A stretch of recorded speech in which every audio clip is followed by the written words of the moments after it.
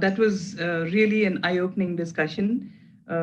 Thank you, panelists. Maitli, I think the views on how NextWealth has empowered the young generation from tier 3 and tier 4 cities in the impact to society. And Kirti's views on how resilience is being inherent in women and the openness with which organizations are adapting to working in a hybrid environment. Akash, your insights on technology's rapid change and innovation and advantages of automation are fabulous. And Ram, thank you so much for moderating such a fantastic and interesting panel discussion. It is quite evident that the world we live in is getting increasingly connected. That makes this era when tech reigns supreme.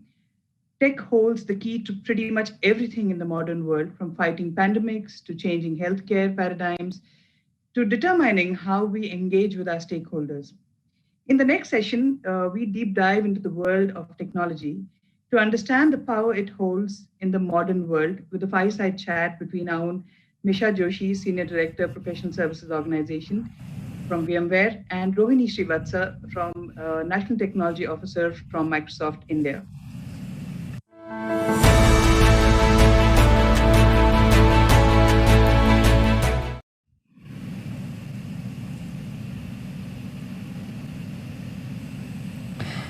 Hello, good evening, everybody, and welcome, Dr. Rohini, to this wonderful discussion. Thank you. Thank you for having me. Had a set of very powerful and energetic speakers and panelists that are lined up here. But I'm much interested in this one, Rohini, because we've been hearing technology, digital, everything is accelerating at a speed at which people are not even able to fathom how much we can do. The models of work are changing so much, and everyone is pretty much adapting to it on the fly. So maybe let's bring it back to what does that mean for women leaders in technology and how they can, continue to adapt to this. And you had some wonderful thoughts around that. So we really want to hear from you. Sure. I think as I was listening to the previous panel, some really great comments in that panel. So it was good to listen in. Let me start with that. Digital and technology has been on the uprise across sectors. But if we saw the pandemic, in many ways, the pandemic was an accelerator in many, so in some ways, in fact, Satya has said somewhere that 2 years of digitization we sort of saw in 2 months early on because of just the way we all adopted to the way we work, the way we interact with each other. And I think that is only going to, of course, it may not be at that level of acceleration, but I think what that means is for women in particular is that I think there's just going to be tremendous opportunities because the fact is that, in India, there is, in fact, if you look at the digital talent pool, and NASSCOM was recently had done a study to look at sort of the 10 technologies, which one may call as sort of future skill technologies, right? And in that, what they're finding is that there is actually a huge gap between what the demand is going to be for these talents to the extent that today there's almost a 8x, the demand is 8x the size of the fresh talent pool. And it's going to, in fact, grow up to become 20x, which means there's a huge, huge gap, which is not a good thing. But on the flip side of it, for women, it's the right place to be because you're going to have so many opportunities to grow, to learn, to contribute, to make an impact. And therefore, I think for women, it's something that one should stay committed to technology and learn. And the other part of it is that, we are seeing more and more that companies who are not traditionally called technology companies, they are hiring more people who are tech skilled people because every industry is becoming technology enabled, is becoming digital. So there is, in fact, more number of hirings happening for tech skills beyond the traditionally tech industry. So if you are in tech, you are in actually a very amazing place from a perspective of the domain that you are in to be. And then you need to stay vested, stay moving because the industry is of that nature. It's a high velocity industry. Yeah, that's right. I think you put it very nicely. And I can narrate my own example here. I am a computer engineer, started off as a programmer. I went on, I worked with the system integrators and, being hardcore tech. And then I went and worked for a telco company. It's a totally non-tech world. But they needed people, right? They were like, we want somebody with a tech background because every company is becoming a tech company of some sort. They wanted to launch a chatbot, etc. Of course, this was a while ago, and now everybody is out with that, right? So the big thing that we keep hearing about everywhere is artificial intelligence. And I read somewhere that the companies nowadays have two things: there's artificial intelligence, and then there's natural stupidity. So, and I also learned something very new in the past few days, which was about sorry. No, hopefully more of the AI than the natural stupidity. But anyway, yeah, go on. Or AI, yes, exactly. So I heard there have been AI winters. Will there be another one? Or will these emerging techs, you mentioned that, there are the top tech of the future, which NASSCOM is talking about, a gap, etc. People will develop these skills, but is there going to remain a market? Will AI continue to remain relevant? And same for the other emerging technologies, right? Want to hear from you about that. Yeah, see, AI, as we know, probably know, is a term that was coined in the mid-50s. And there have been winters. And you have to understand what happened that sort of caused those so-called winters, right? There was not enough data. There was compute power, the Moore's law was kicking in. And therefore, algorithms were more theoretical. They really didn't have the compute power to derive results. And the virtuous cycle of better algorithms, right, happens when you are able to see algorithms deliver results. So in some respects, I would say that, it's AI is probably in its, and what we are seeing in terms of the digitization, that feeds data and data feeds AI, at least some parts of AI, not all kinds, but some parts of AI. But the point is that as it starts to deliver real business impact, economic impact, whether it's customer experience or better supply chain management, etc., that virtuous cycle kicks in because one then applies it to solve real business problems. So I always believe in technology as a means to achieving economic, social, real impact and really solving the problem than being a tool in itself. So from that perspective, the value from AI as it is starting to get realized, you will see AI continue to increase. I'm sure there will be breakthroughs in terms of algorithms. I'm sure there will be breakthroughs in terms of new ways of computing, edge computing, etc. But I would say that the uber trend, right, of data that's feeding the compute power from the cloud, that's feeding algorithms, and then that feeds need for more data. I think that's a virtuous cycle has now kicked in. So I expect that to sort of have a long-term run, and it will take different forms. It will start to say in autonomous systems. You'll start to see in edge computing, 5G will come. So, I mean, even in fact, I was asking my teams here, do you think you'll be talking about AI? In fact, this question I had asked about 2 years back in a town hall inside Microsoft, that do you think you'll be talking about AI, 2-3 years from today? It was a trick question. And most people said yes. And I said, no, I don't think so. I think it will become so ambient. It will be so subsumed into things that you won't talk about it as a separate thing that one needs to pay attention to. You will expect it. It will be table stakes in the way you experience, in the way your products are designed. So to me, I think short answer is yes, it is on the long haul as a broad trend. Now that's good. I think, and what is happening is, like you're saying, right, the tech, business, connectivity, everything is becoming so interconnected, which is where today Microsoft and VMware have to work with each other. You can't be in the market like competitors. AWS and VMware have to work with each other, and we're so interconnected, can't remain disconnected from that. So with that, Rohini, I was going to ask you another question, but there's also a question from the audience, which I think is an excellent segue into what we are discussing. Remote work, hybrid work, future of work, all of it is here to stay, and you and I were talking earlier. I think it's a great opportunity for people to use it to change the game, use it to their advantage. So the question that's there from the audience is, there are many courses that are available in the market.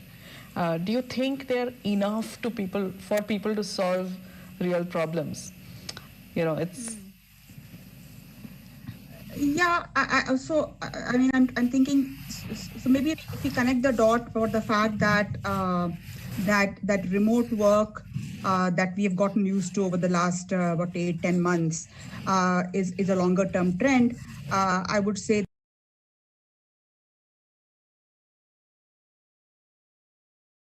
as to what it means to us in terms of our careers, in terms of how can we make it, make it a real game changer, if you will. And from that perspective, if you are looking at the opportunity to think about skill building, right? If you think of that as a great moment for that. Yes, there are tons of courses available online, etc. I think it also becomes a question of,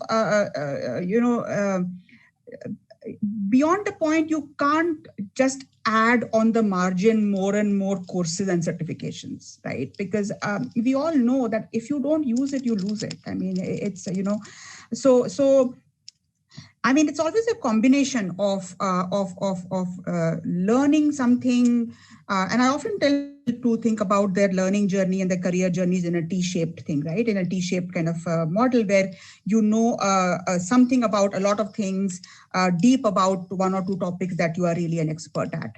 Right, and so therefore the thing that you are an expert at, you will continue to invest in sort of hard skills and hard learning and maybe certifications and maybe becoming part of hackathons or Kaggle or whatever is your thing. But other things you may have learned. So even the learning, the how you learn changes.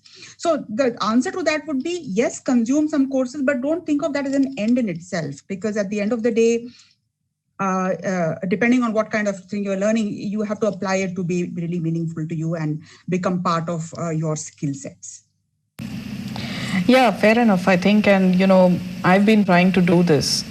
Here is where I also want to blend in what you said about being a tech person and not necessarily a tech world is an advantage for everybody today. Because organizations are adapting to the new ways of working, it creates so much of opportunity, right? You have so many courses in the market, but you don't have to do all of them.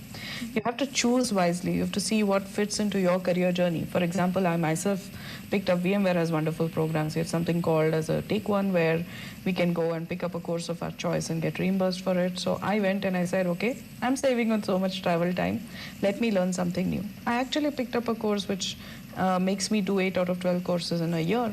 And I realized after doing 2 or 3 of them that, hey, I didn't necessarily pick wisely. Okay. It was too much I have taken on. And then I realized, let me make a little handbook out of this and say, what's relevant to you? So, I feel that if you can think about, hey, today I'm doing this is the time that, you've been given time to think about what you can do in the next 3 to 5 years. It's worth spending that time making the best of it and then trying and aligning that back to what additional you want to learn, right? Going back to your T-shaped model that you're talking about. Yeah, and I mean, to your point, right? I mean, there are some things that one learns without a very clear sort of goal, if you will, or a milestone, if you will. I mean, there are certain things that I think of as just soft skills, for example, right? Ability to do storytelling, for example. Right. Ability to, especially in this virtual world, how do you engage audiences in ways that are, there's so many things that one learns as soft skills. True. So I think that there are things that you learn which are not necessarily very goal oriented. They are sort of, think of them as your persona or your ability to be a better leader. Different kind of this kind of skill. So I think there also one needs to be a little bit. I would say have a portfolio, if you will, in terms of how you think about that. Yeah, absolutely agree with you, right? Even through this event, we are learning a bunch of things. By the way, for people who are listening in, we have a session on storytelling and how to build your brand coming up tomorrow, which will be an exciting one as well. So yes, I agree with you. Every small thing is a learning in itself. So one more thing that keeps coming to our mind, Dr. Rohini, is that, there are job losses that have happened owing to the pandemic. People, and I see it fluctuating. Sometimes there are losses, sometimes suddenly somebody's hiring big time, and so on. It's very fluctuating. What do you think is a critical call to action for organizations? Now we're talking about individuals, but if we bring it back to organizations and leaders, how do they adapt to this, and what should they be doing differently? Yeah. So, as you rightly said, there are changes and ups and downs in terms of how much hiring happens, what kind of hiring happens, and particularly for women in the audience, if you bring it down to that demographic, if you will, right? There have been at least globally more situations of job issues for women. I think so. One for women, it also becomes an opportunity to sort of say, okay, can you use that time for your skill building, or can you use the time for networking, and can you use it differently in other ways that you might be looking to grow in your personal and professional life. But to your point of organizations and leaders, I think the earlier point I was referring to about the widening demand and supply gap. I think that in itself is a very straightforward economic question, right? That if you're going to get the right talent, and if you have women who have that kind of talent, and why wouldn't you make sure that you would get? So I think from that perspective, I think for leaders, it's a very straightforward point. Number one. Number two, I think we did a work trend index study recently, and it was kind of the second time Microsoft was doing it, and it just so happened the second time ended up being in the middle of the pandemic. So our sample set became a very different set of questions and thoughts came in, right? But I think some of the important things came up, and that ties into how leaders and organizations have to think about women and their role and how they think about how they think about the workforce. And let me go back to the study. I think some of the points coming up from there were while the remote work is a near time thing, but in many ways I think it's also changing tectonically how work would be thought about, right? I don't think we'll go back to as things were, as if nothing happened. I think true. It is, right? So I think from that perspective, if you look at qualities that are become your strength in a remote way of working, and if you define those qualities in some ways, right, whether it is empathy, and the previous session was talking about bringing families into gatherings, right? It is a quotient of how the workplace is starting to see the entire family in a more cohesive manner than just a human person who comes and just brings their brain, right, to work. I mean, it's also about the heart, it's also about the family, it's also about embracing the full individual, right? So I think in that respect, how do leaders value that, right? Can they value the sort of full dimension of what women might bring into the workforce? And I think very honestly, I mean, I'll bring it home to Microsoft, right?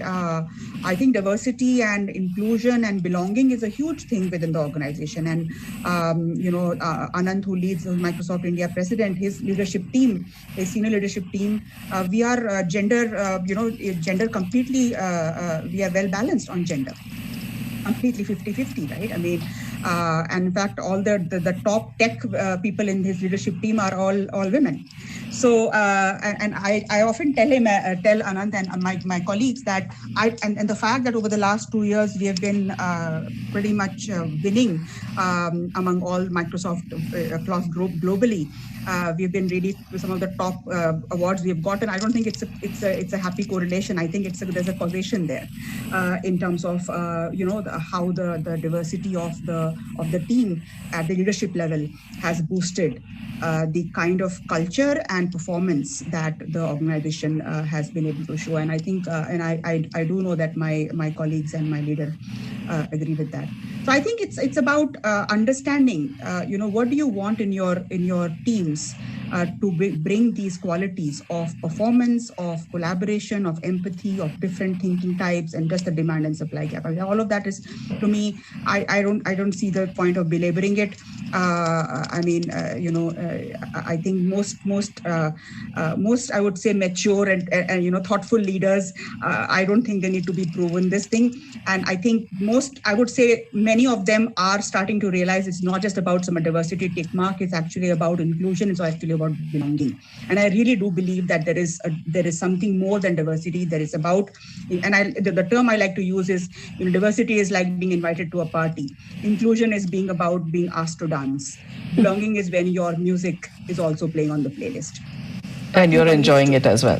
And you're enjoying it. And I think it's about really that sense of belonging. Are you able to ensure, are you able to really create an atmosphere, a culture, a workplace that is thinking about a truly inclusive workplace that brings that sense of belonging? Then you bring out the best in people, and then performance and everything else really follows in my mind.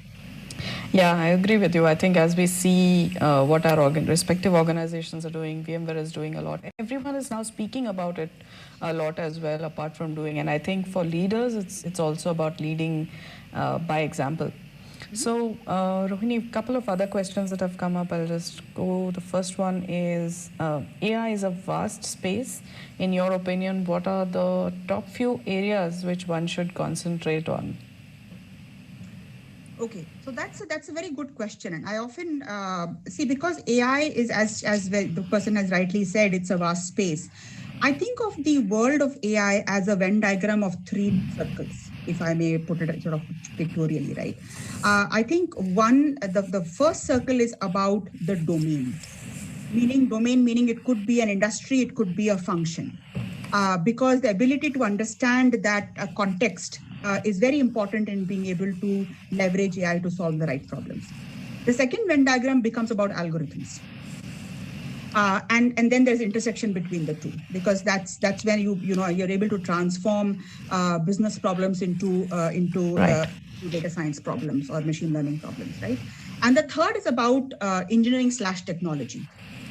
Because people who may come from an IT background, for them to come into the world of AI, it could be starting from the position of strength of engineering technology, because anything, if you want to take data into and apply AI at scale, you're talking about data pipelines, your engineering, how are you thinking about your latency, and all of those architectural issues come into play, right? So I think depending on where you're coming from, you need to then think about that Venn diagram and say where you are, what's your position of strength, and what are the other areas you want to pick up, right? And then as you grow senior, you will need to probably have more of all 3, maybe not as deep, but broader of all 3, and then you start to get into governance issues. And so, it sort of, but early on in your career, you're starting from one point and then you pick where you want to come from. I like to think about that because otherwise it becomes, you try to do all kinds of... Go all over the place. Yeah, right. Great, good one. I think, and what here is where I think that people who want to develop AI skills should also find a mentor in the industry and, give some guided approach to it. Otherwise, you're just... probably not going to be able to use it, and like you said, use it or lose it. There are a couple of other questions, but in the interest of time, I'm going to pick up one which I find very, very interesting. In the topic of gender diversity and inclusion, we always speak about women because that's a larger thing, right? But there is an element of the third gender that we don't talk about very openly. And the question is that, it's nice to hear that leadership has a good mix of women and men. And we see that a lot in VMware as well. But any thoughts on how we can incorporate the third gender or be a gender neutral community? How does that impact? Any thoughts? Yeah, it's a great question, and and I think there is more and more openness and understanding and consciousness of talking about the entire, I would not even say third gender, but actually the entire rainbow, right? Right. And I'm sure VMware has those employee resource or communities. Microsoft has a whole community on LGBTQ+ community, and there is active discussions, active events, and bonding, etc. happening. So I think it's a journey. I think it's just like the previous panel was talking about mental wellness. One sees there is more openness, more receptiveness, and understanding and awareness about mental wellness. Same way for the entire rainbow of the range of gender preferences. There's a lot more openness that is being talked about, and I think in some ways for the society, it is a journey that we all need to both not only I would say talk about, but each one of us needs to, and it goes back to my earlier point about inclusion and belonging, right? How do you how do you bring that that entire spectrum into a sense of inclusion and understand your unconscious biases that that many of us may not even understand that we are making those faux pas. True. Thank you so much. So, Rohini, if you want to sum up everything that we've spoken today, would you like to give us a quick summary, and then probably I'll add my thoughts before we close? I would say that I think first of all, great. Thank you for inviting me, and I can see that there is a strong not only understanding, but I would say a nuanced understanding of diversity, inclusion, and belonging. I think we need to continue that that kind of journey because from very hard facts perspective, particularly India. Has I would say a very critical issue of women playing a role in the economics of the country. If you look at the data, in fact, India has lost the gender diversity over the last decade or so, even though the economy has grown. So we have even before the pandemic, we actually have a very critical need for this topic, and I think that conversations and awareness and understanding and appreciation helps. So thank you. I think it's good to be here. Well said. Thank you so much. If I want to bring this back to what I hear all across, right? Just very, very simply, the opportunity is there, the skills are there, the gap exists. We just have to find a way to marry everything together, and for people to make use, for organizations to leverage the skills available in the market, for people to pick up those skills and grab those opportunities, and to somehow find each other and make the best of it. To those who have not been so fortunate during the pandemic time with respect to their jobs, I'd say that go looking beyond the tech companies. Look at the non-tech companies, look at where they will see benefit from your skills, and find that. And to those who have continued with their current jobs, I'd say start thinking differently, use the skills that you have learned, and pick up all the small bits of learning that you're getting from everywhere. So with that, thank you so much, Dr. Rohini, for supporting Nirman, and we look forward to the rest of the sessions going forward. Back to you.